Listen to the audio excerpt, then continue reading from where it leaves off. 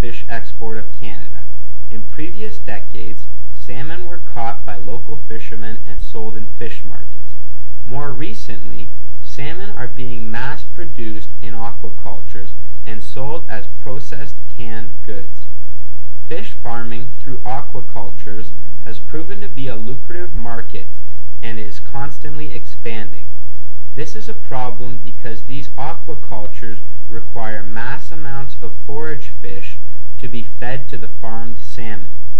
Forage fish are defined as prey fish for larger species. Examples of forage fish include anchovies, herrings, and sardines.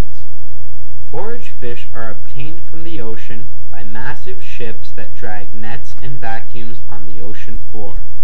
This is extremely dangerous because it creates an imbalance within an ecosystem that humans know so little about.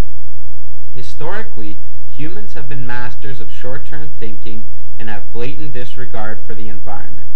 Lastly, the shift from fresh fish to processed fish has caused the level of pollution to rise and thus directly impacts climate change through the emission of greenhouse gases.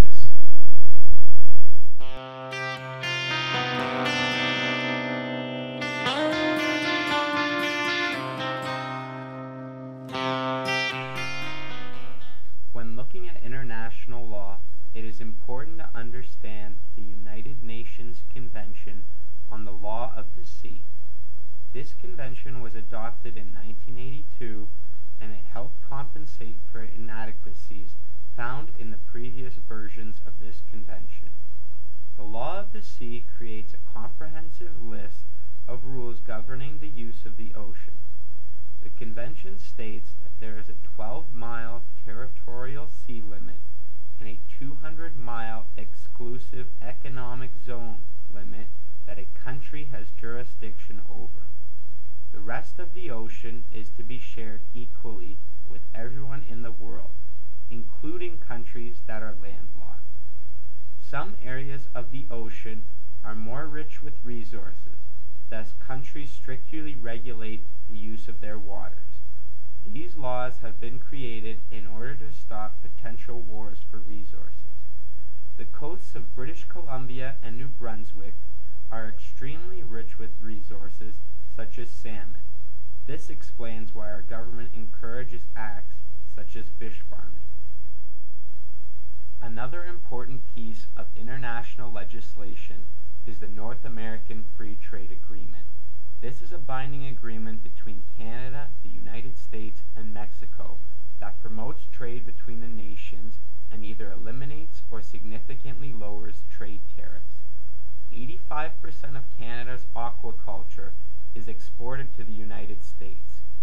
66% of total aquaculture exportation is comprised of salmon. In 2006, Canada exported 78,733 tons of salmon to the United States. This was valued at $505 million. This amount of trade is a clear incentive for the federal government to endorse fish farming.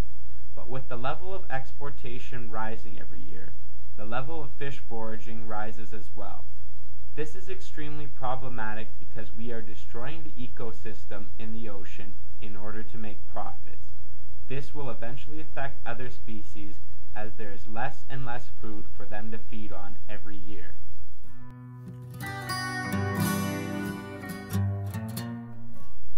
If Canada is serious about creating a solution, the federal government must sign a binding treaty that places responsibility on the nation to remedy the problem. Furthermore, there has been an outcry in the scientific community for the protection of the ecosystem. The Lenfest Forage Fish Task Force was created in 2009 to develop an ecosystem-based approach to the management of fish foraging.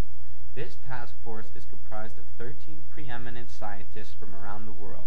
The task force report will be presented to the world in April of this year and will highlight solutions to a problem that is expanding every year. One final solution is for international law to be ratified in every country prohibiting the consumption of salmon. But this is unrealistic because too many people enjoy sushi.